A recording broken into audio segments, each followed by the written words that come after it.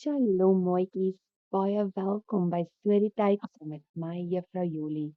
Vandag reis ons verder deur die Bybel, maar ons moet eers stop en bid. Maak toe julle oogies. Papa God, ons kom vandag na U toe om U te loof en te prys vir nog 'n dag, nog 'n storytyd.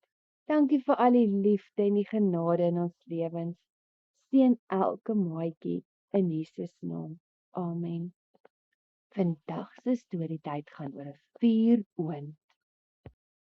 Die soldate van Babylon het die Israeliete gewen. Nou was Nebukadneser hulle koning.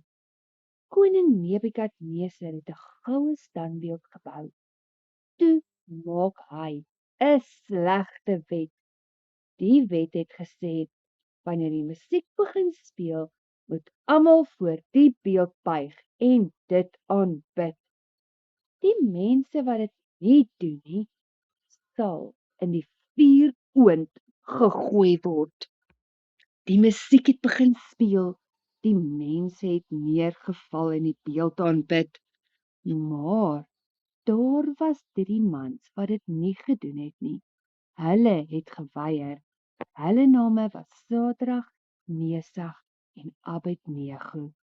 Hulle het gesê, hulle sal net een ware God aanbid, en dit is die koning van die hemel en die aarde. Die koning was baie kwaad. Die koning het gesê, maak die vuuroond ekstra warm. Hy het 3 mans daar laat ingooi. Maar toe die koning na die oond kyk, sien hy 4 mans wat daar binne rondloop, en een het soos 'n engel van God gelyk.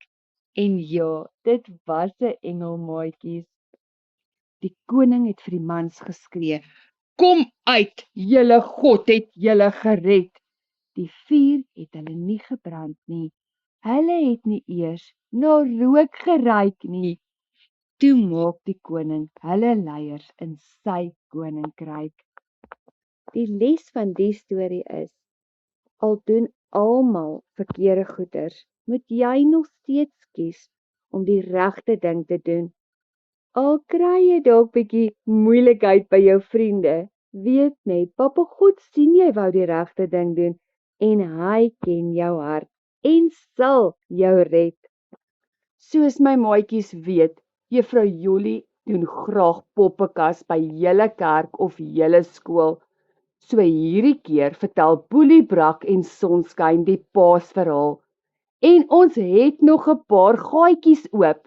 So asseblief, laat die groot mense ons kontak want ons wil graag by julle kom kuier. Baie Jesus liefde maatjies. Tot volgende week waar ons weer verder van God en sy mense leer. Ons reis mos deur die Bybel.